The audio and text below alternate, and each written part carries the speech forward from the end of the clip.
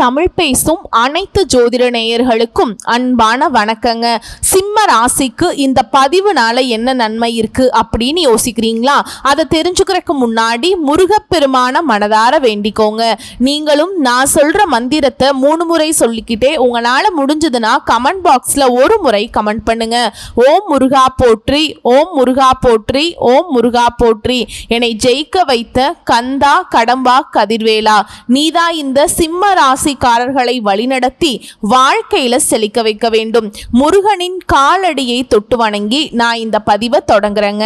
சிம்ம ராசி அமைதியான தோற்றமும் அலட்டிக்காத இயல்பான மனநிலையும் மற்றவங்க கிட்ட அன்பும் செலுத்தக்கூடியவங்க. பெரியவங்க சொல்லுவாங்க இல்லையா, ஈ எறும்புக்கு கூட துரோகம் நினைக்காதவன்பா அப்படின்னு சொல்லுவாங்க இல்லையா, அது யாருக்கு பொருத்தமாகும் தெரியுங்களா? சிம்ம ராசிக்காரங்களுக்கு சூப்பரா பொருத்தமாகுங்க. பார்க்கறதுக்கு என்னவோ இவங்க எல்லாம் ரூபாய் யாருக்கும் செலவு பண்ண மாட்டாங்க, இவங்க எல்லாம் யாருக்கும் கருணையே பண்ண மாட்டாங்கிற அளவுக்கு தோற்றம் இருந்தாலும் உள்ளுக்குள்ள தன்னுடைய உசுரையும் மற்றவங்களுக்காக கொடுக்கறதுக்கு ரெடியா இருப்பாங்க. தாய்க்கு நிகரான அன்பு வச்சிருக்கிறதுனால தான் மற்றவங்க எல்லாம் அவங்களுக்கு ஒரு தேவை, அவங்களுக்கு ஒரு கஷ்டம் அப்படின்னாவே சிம்மத்துக்கிட்ட ஓடி வருவாங்க. ஆனா தன்னுடைய தேவை முடிஞ்சதும் சிம்மத்தை ஒரு துச்சமா நினைச்சு போட்டுட்டு போயிடுவாங்க. இருந்தாலும் அப்படி துச்சமா போட்டுட்டு போனாலும் திரும்பவும் அவங்களே உதவின்னு கேட்கிறப்ப அதை கொஞ்சம் கூட மனசுல வச்சுக்காம திரும்பவும் உதவி செய்து ஏமாறக்கூடியவங்க தான் இந்த சிம்மராசிக்காரங்க. என்ன சிம்மராசிக்காரங்களே, அப்போ நாங்கள் ஏமாளியா அப்படி நீங்கள் முடிவு பண்ணிட்டீங்களான்னு கேட்குறீங்களா? அப்படி இல்லைங்க. நல்லவங்க எல்லாருமே ஏமாளின்னு இந்த உலகம் சொல்லலாம். ஆனால் தெய்வங்களை பொறுத்த வரைக்கும் நீங்கள் மட்டும்தான் அவங்களுடைய உன்னதமான படைப்புங்க. இப்படி இருக்கக்கூடிய சிம்ம ராசிக்கு எந்த நிலையிலையும் சுய கௌரவத்தை மட்டும் விட்டு கொடுக்க மாட்டாங்க. அதாவது சொல்லுவாங்க இல்லையா, தலையே போனாலும் தன்மானத்துக்கு ஒரு பங்கம் அப்படின்னாக்கா போடா தலையே போனாலும் போயிட்டு போகுது, நான் தலை வணங்க மாட்டேன்னு இருக்கக்கூடியவங்க. அதே மாதிரி எந்த ஒரு செயல்பாடையும் துணிவோடு தெளிவா செஞ்சு முடிக்கக்கூடியவங்க, தயங்கவே மாட்டாங்க. எப்பவுமே ஒரு துடிப்போட வாழ்க்கையில முன்னேற்றம் அடையணும் அப்படிங்கிறது மட்டும்தான் குறிக்கோளா வச்சுட்டு வாழக்கூடியவங்க. சதா நேரமும் அதீத சிந்தனை மனசுல ஓடிக்கிட்டு இருந்தாலும் தன்னுடைய சிந்தனையில கூட மற்றவங்களுக்கு எல்லா அளவு கூட துரோகம் நினைக்காதவங்க. ஊரெல்லாம் இவங்களை நினைக்கலாம் ஏமாளின்னு, ஆனா இவங்க விட்டு கொடுத்து வாழ்றது தெய்வத்துக்கும் இவங்களுக்கு மட்டும்தாங்க தெரியும். இப்படிப்பட்ட குணாதிசயங்கள் கொண்ட சிம்ம ராசிக்கு தலைப்பை பார்த்திருப்பீங்க, சுழற்றி சுழற்றி அடிக்க போகும் குரு சுக்கிர யோகம். கட்டாயம் இது நடந்தே தீரும்னு போட்டிருக்கங்க. சுக்கிரனுடைய பெயர்ச்சியானது ஜூலை மாதம் 26ஆம் தேதியிலிருந்துங்க ரிஷபத்திலிருந்து மிதுன வீட்டுக்கு பெயர்ச்சி ஆகிட்டாருங்க. அப்போ எது வரைக்கும் அங்கே இருப்பார் அப்படின்னா மிதுன ராசியில ஆகஸ்ட் மாதம் 20ஆம் தேதி வரைக்கும் இருப்பாருங்க. இந்த 26 நாட்கள் சுக்கிர பகவான் மிதுன வீட்டில் குருவோட சேர்ந்து இணைவு பெற்று இருக்க போறாருங்க. அப்ப குரு சுக்கிர இணைவு நடக்குது சரிங்களா? அப்ப இந்த குரு சுக்கிர இணைவால என்ன பலன் நமக்கு கிடைக்க போகுது? அதுல சுக்கிர பகவான் பார்த்தீங்கன்னா 26/7/2025 இருந்து 31/7/2025 வரைக்கும் மிருகசீர்ஷ நட்சத்திரத்துல செவ்வாயினுடைய நட்சத்திரத்துல பயணம் பண்ணி முடிச்சிட்டாருங்க. அதுக்கப்புறம் பார்த்தீங்கன்னா 1/8 அதாவது ஆகஸ்ட் மாதம் 1ஆம் தேதியிலிருந்து 11ஆம் தேதி வரைக்கும் திருவாதிரை நட்சத்திரம் அதாவது ராகுவோட நட்சத்திரத்துல பயணம் பண்ணுவாருங்க. 12/8/2025 இருந்து 20/8/2025 வரைக்கும் பார்த்தீங்கன்னா குருவினுடைய நட்சத்திரத்துல பயணம் பண்ணுவார். ஸோ இந்த காலகட்டத்தில் இந்த சுக்கிர பெயர்ச்சியால என்ன பலன் நமக்கு கிடைக்க போகுது, என்ன மாற்றங்கள் கிடைக்க போகுது, எந்த தெய்வத்தை வழிபட்டா நமக்கு சிறப்பு அப்படிங்கிறத பத்தி இந்த வீடியோவில் நம்ம தெளிவா பார்க்க போறோங்க. அதுக்கு முன்னாடி நம்ம சேனலை நீங்க ஃபர்ஸ்ட் டைம் பார்க்குறீங்க அப்படின்னா சப்ஸ்கிரைப் பண்ணிக்கோங்க.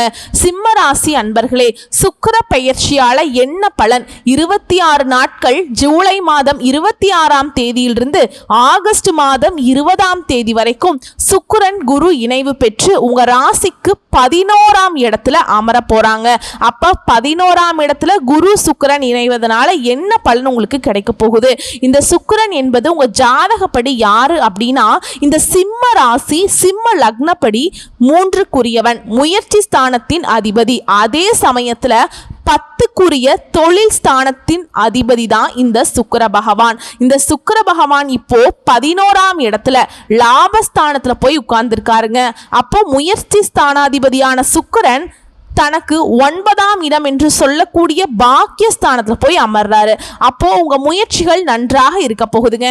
சகோதர வகையில இருந்து வந்த கருத்து வேற்றுமைகள் கடந்த 2-3 மாதங்களா ஏதோ ஒரு வகையில ஒரு தொந்தரவு அந்த மாதிரிலாம் கொடுத்துட்டே இருந்திருக்கும். ஆனா அது எல்லாமே இப்போ விலக போகுது. கருத்து வேறுபாடு எல்லாம் மறைய போகுது அப்படின்னு அர்த்தங்க.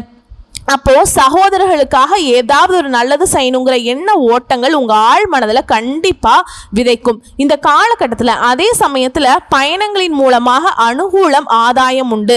டிராவல் அதாவது சிறுதூர பயணங்கள் மூலமாக அனுகூலம் ஆதாயம் நிச்சயமா உண்டுங்க.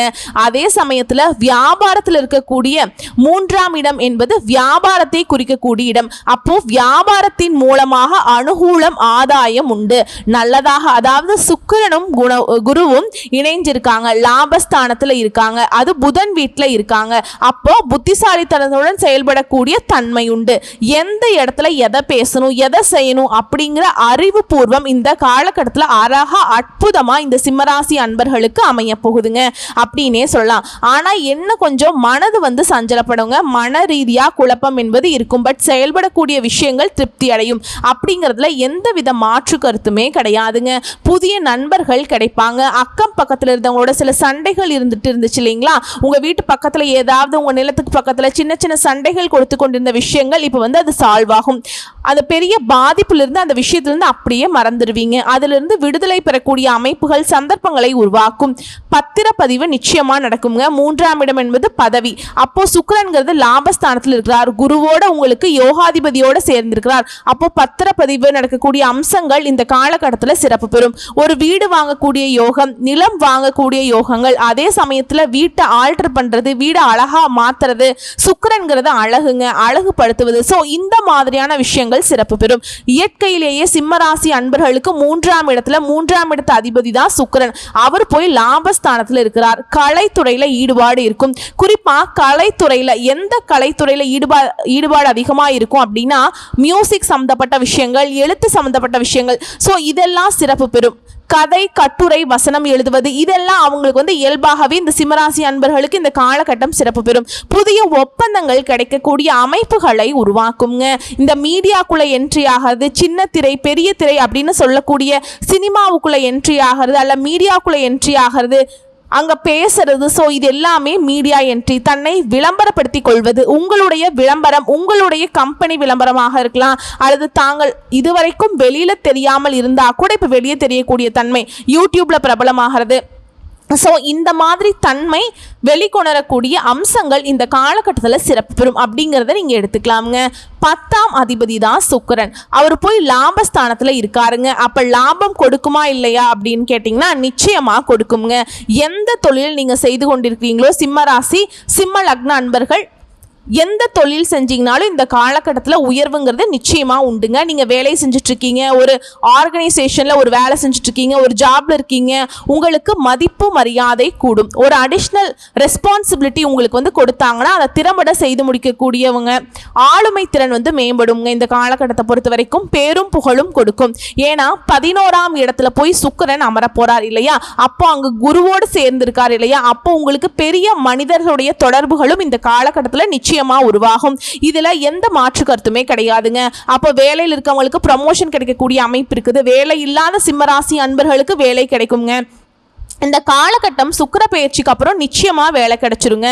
அதில் எந்தவித இதுவுமே கிடையாது. தொழில கொஞ்சம் அலைச்சல், டென்ஷன், ப்ரெஷரோடு இருக்கிறவங்களுக்குலாம் கொஞ்சம் ரிலீஃப் கிடைக்கும்னு வச்சுக்கோங்களேன். இந்த காலகட்டம் தன லாபத்தை அடையக்கூடிய காலகட்டம். அப்போ இந்த ஜூலை மாதம் 26ஆம் தேதியிலிருந்து ஆகஸ்ட் 20 வரைக்கும் இந்த 26 நாட்கள் பணம் சார்ந்த விஷயத்துல சிறப்பு பெறும்.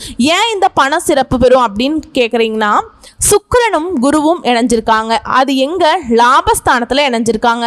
அப்போ பணம் நிச்சயமா உங்களுக்கு கொடுத்தே தீரணும். மேடம் எப்படி மேடம் கொடுக்கும்? நீங்க வேலையின் மூலமாக நல்ல தன வருவாய் பெறுவீங்க. இல்ல வியாபாரத்துல இந்த காலகட்டத்தில் திடீர்னு லாபம் கிடைக்கும். தொழில்ல புதிய ஒப்பந்தங்கள் கிடைச்சு கொஞ்சம் காசு சேரக்கூடிய தன்மை. ஸோ இப்படிதான் உங்களுக்கு இருக்கும். நீங்க எந்த உங்களுடைய தகுதிக்கேற்ப நீங்கள் செயல்படக்கூடிய விதத்துக்கேற்ப இந்த காலகட்டம் பிளஸ்ஸாக தாங்க இருக்கும். கடந்த காலகட்டத்தை கம்பேர் பண்ணும்போது இந்த காலகட்டம் இந்த சுக்கிர பயிற்சிக்கு அப்புறம் சிறப்பு பெறக்கூடிய காலகட்டமாக மாறிடுங்க.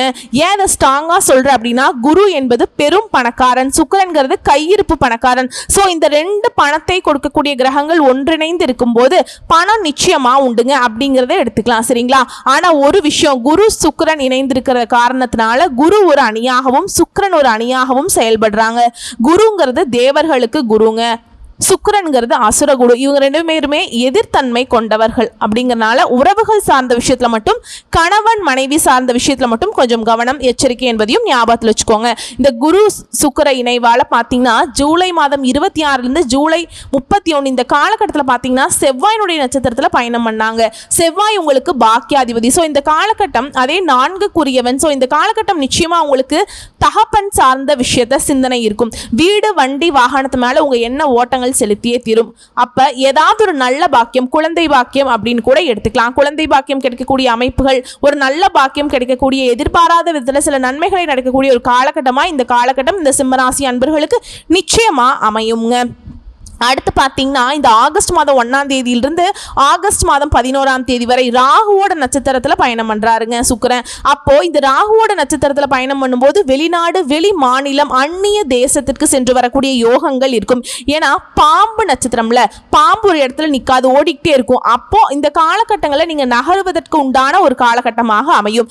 அதே சமயத்தில் ராகுங்கிறது பாம்பு, ஒரு பாவ கிரகம், 7ஆம் இடத்துல இருக்கார். அப்ப களத்துற விஷயத்துல கரெக்டா இருக்கணும். ஆண்களா இருந்தா பெண்கள் சார்ந்த விஷயங்களையும், பெண்களா இருந்தா ஆண்கள் சார்ந்த விஷயத்திலுமே கவனம், எச்சரிக்கை என்பது அவசியம் என்பதை நீங்க மனதில் வச்சுக்கோங்க.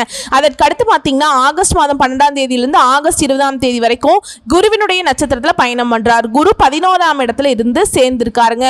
குழந்தை சார்ந்த விஷயங்கள் அனுகூலத்தை தரும். குழந்தைகளுடைய அந்த குழந்தை பாக்கியம், குழந்தை பிறப்பு சம்பந்தப்பட்ட விஷயங்கள் அல்லது குழந்தைக்கு நீங்க செய்ய வேண்டிய சில விஷயங்கள், வீடு வாங்கி கொடுக்கிறது, வண்டி வாகனம் வாங்கி கொடுக்கிறது, குழந்தைகளுடைய படிப்பு சார்ந்த விஷயங்கள், குழந்தைகளை பற்றிய சிந்தனை ஓட்டங்கள், உங்க பூர்வீகம் பற்றிய சிந்தனை ஓட்டங்கள், குல தெய்வத்தை சென்று வழிபடுவது, ஆன்மீக எண்ணங்களில் ஈடுபடுவது, ஆன்மீக விஷயத்தில் செயல்படுவது, பெரிய மனிதர்களின் தொடர்புகளை அடைவது. ஸோ இதெல்லாம் சிறப்பு கொடுக்கக்கூடிய ஒரு நல்ல காலகட்டம்.